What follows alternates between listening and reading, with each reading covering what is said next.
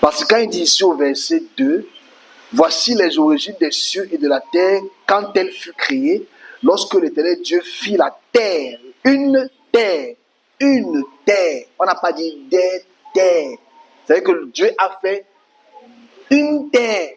Parce qu'il faut que les gens comprennent. Et qu'on n'interprète pas. Parce qu'après, tout ça devient interprétation. Je suis au verset 5, chapitre 2. Lorsque Dieu fit une terre et des cieux, il faut qu'on comprenne ce que ça veut dire des cieux. Parce que les gens interprètent le mal des cieux là, il faut qu'on interprète ça calmement. Ok? Aucun arbuste des champs n'était encore sur terre. Aucune herbe des champs ne se germait encore, car l'Éternel Dieu Yahvé n'avait pas encore fait pleuvoir sur terre et il n'y avait point d'homme pour le cultiver, pour cultiver le sol. Donc voilà d'abord, le verset 5 est une révélation extraordinaire pour laquelle il ne faut pas échapper et que personne n'interprète. J'aurais pu prendre le texte en hébreu pour le lire en hébreu. Mais ici, on parle d'une terre et les cieux. Le mot terre, c'est arrête. Le mot cieux, c'est Shamaïm. On a une petite discussion la dernière fois. Shamaïm vient du mot, le suffixe yam ou yim, qui veut dire eau, ou amato. Donc on parle de maïm, ça veut dire la mer. Étymologiquement, parce que je veux répondre à tous ces idéologues pentecôtisme de 2.0 qui mentent à la population. Comment on dit eau en Douala? Comment on dit eau en Bassa? Comment on dit eau dans nos langues? Ça a des variables. Ok? On ne peut pas changer ces variables parce que tu veux faire plaisir aux gens. Cache. Donc le mot yim, yam, yam veut dire eau. Maïm veut dire amado. Maïm veut dire amado au ciel. Nuage. Donc le mot Maïm veut dire nuage. Parce que celui qui dit qu'il a créé la terre, une terre et les cieux. C'est les différentes strates de nuages. Parce que le mot Maïm veut dire nuage. Laissons l'interprétation, les révélations en parlant en langue.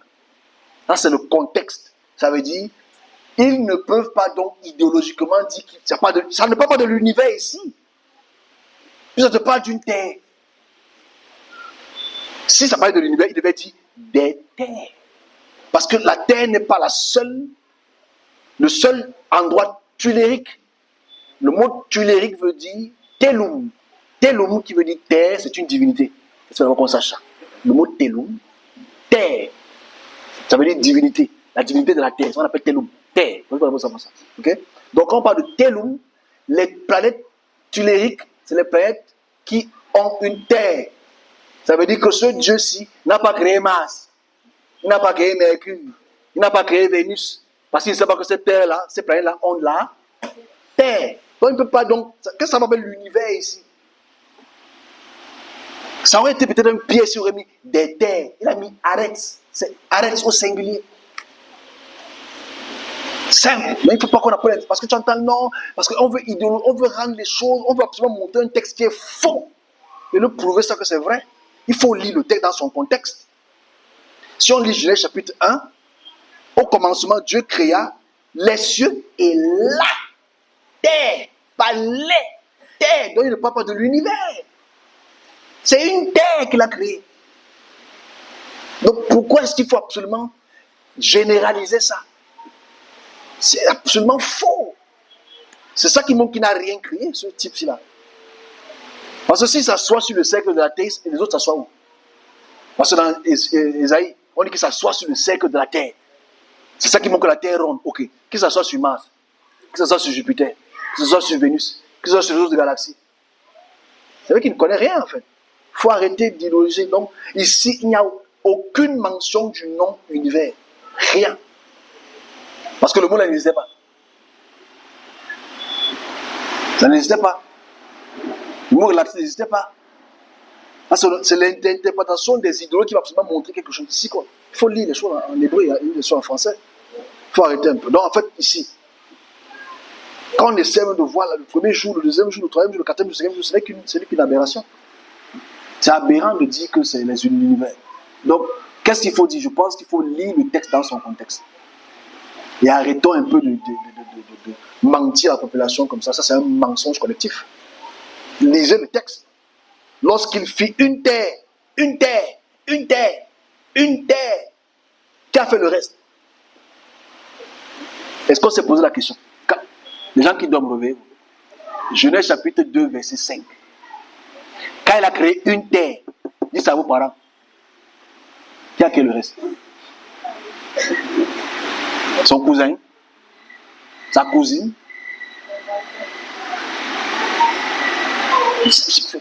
Pourquoi est-ce qu'on veut continuer à se mentir? Lisez, on lit ça depuis des années. Hein? C'est qu'on n'a jamais pris la peine de voir l'article. On n'a jamais pris la peine de voir l'article.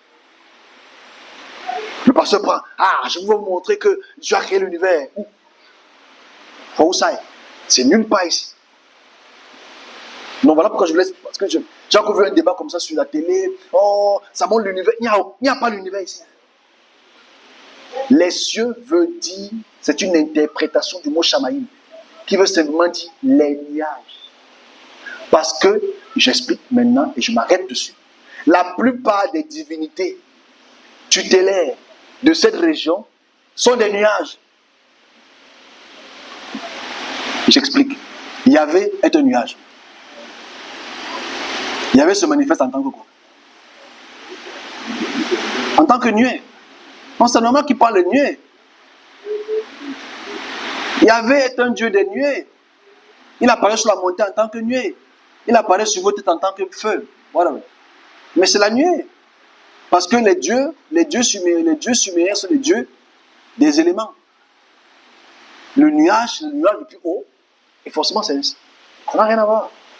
Quand on veut interpréter par rapport à notre intelligence d'aujourd'hui, interprétons selon leur concept il y a 2000 ans, pas aujourd'hui. Il n'y a rien de l'univers ici. C'est écrit nulle part univers. Non, ça ne doit pas être interprété ainsi. Arrêtez de mentir à la population. La Bible ne parle pas de l'univers. Quand tu la vois lactée, il s'écrit où la voie lactée? Ils vont voir ça comment? Ils savaient que c'est d'abord quoi? N'est-ce pas que eux, dans la Bible, là, ils considéraient que les étoiles, ce sont les divinités. Les planètes, ce sont les divinités. Il faut arrêter un peu de mentir aux gens. Au départ, quand on parle de 7 jours là, ce sont les 7 planètes. 7 jours, 7 planètes.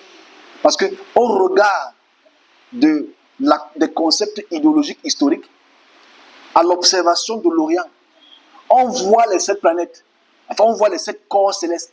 Soleil, Lune, Mars, Jupiter, Saturne, Vénus et Mercure. Voilà les planètes qu'on voit.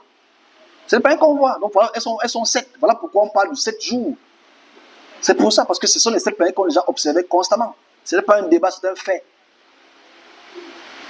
Et quand on parle de sanctification du 7e jour, comme j'ai expliqué dimanche avec mes amis, le sanctification du 7e jour, ce n'est que parce que tous ces peuples qui n'avaient pas encore le courant, on oublie que le courant c'est récent, adoraient les dieux lunaires.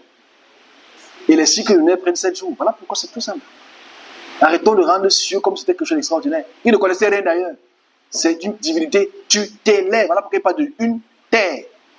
Pas des terres. Comme pas des cieux, c'est des nuages. Les différentes strates des cieux, différentes strates de nuages. Rien à voir avec ça. Ce n'est pas hors de la terre. Bon, hors de la terre, je continue à prier sur le barret. Ok. Quand tu vas à l'ionosphère, est-ce qu'il y a l'eau? Parce qu'on aime dire, quand il dit Chamaïm, là c'est le sud. Tu mens, tu es un menteur. Tu mens avec un grand M. Quand tu finis les straps de l'atmosphère, il n'y a plus d'eau. Il n'y a pas l'eau. Il y a l'ozone, O3, il n'y a pas l'eau. Il y a l'hydrogène, il y a l'hélium, il y a l'azote, il n'y a pas l'eau. On continue. Quand tu sors de notre ionosphère, sur notre terre, notre traction terrestre, l'eau se trouve dans l'atmosphère. Le vacuum là, c'est l'eau.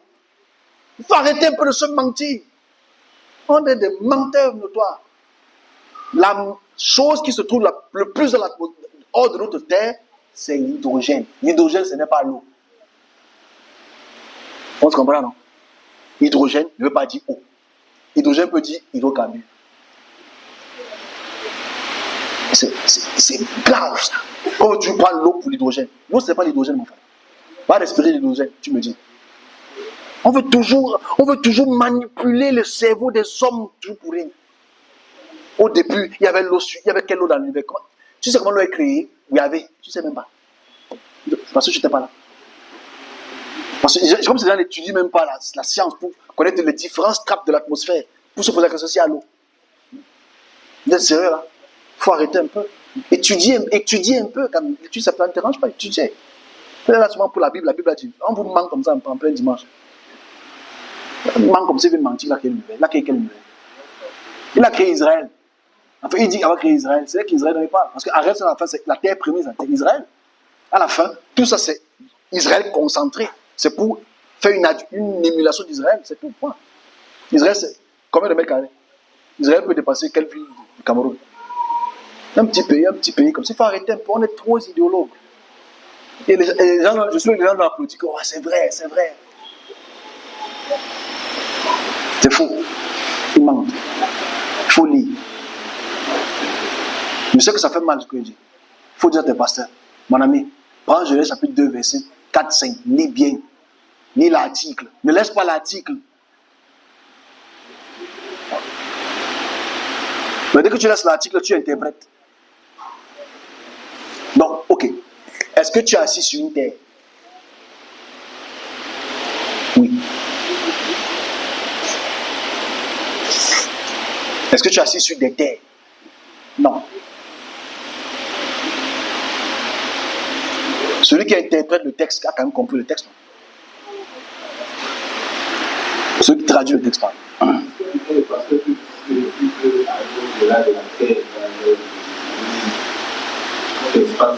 Je ne sais pas, c'est possible. Je ne peux pas dire que je ne peux pas être, je suis pas moi le garant de la vision.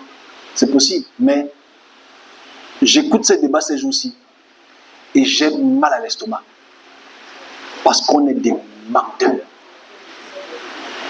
Le verset 1, chapitre 1 de la Genèse est clair, mais on ne te rend pas ça clair pour toi.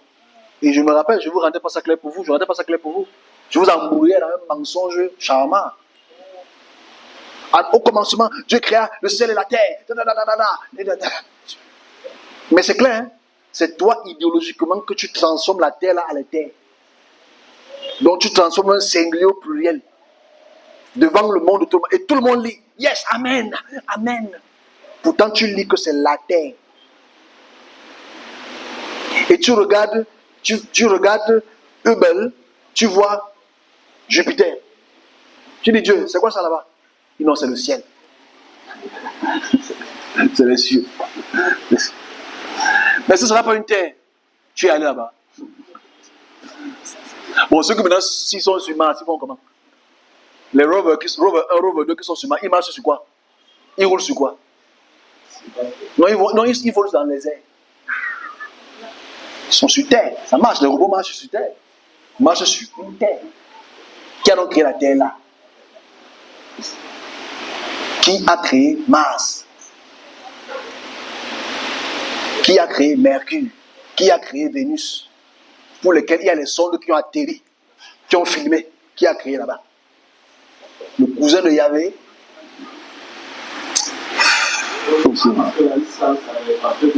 Ils peuvent savoir, mais la mayonnaise de la bêtise a pris plus que tout. C'est trop bête, ça fait très mal de voir comment. Imaginez-vous si j'étais encore dans le mensonge. Je pense que le père ici a dit que c'est parce qu'on ne me paye pas, on me paye pas que je peux dire ma vérité. Imaginez que je suis dans le mensonge là comme ça. Je vais vous prouver que là, c'est laid. Non, vous pouvez comprendre spirituellement. Le là, c'est. Non, mon frère, c'est là. C'est une terre. Bon, on va aller plus loin. Non, je ne vais pas aller plus loin. Ça va déranger encore. Il faut que se réveiller. Bon, bref, de toute façon, c'est ma réponse. Hein. Ça aura des fâchés qui vont me déchirer sur Internet encore. Je suis à déchirer. On ne déchire pas le papier déchiré. Ça arrive. Ok, c'est tout. Pas de mensonges. Hein. Qui a un cousin qui est pasteur ici? Un proche qui est pasteur. Va lui dire ça après.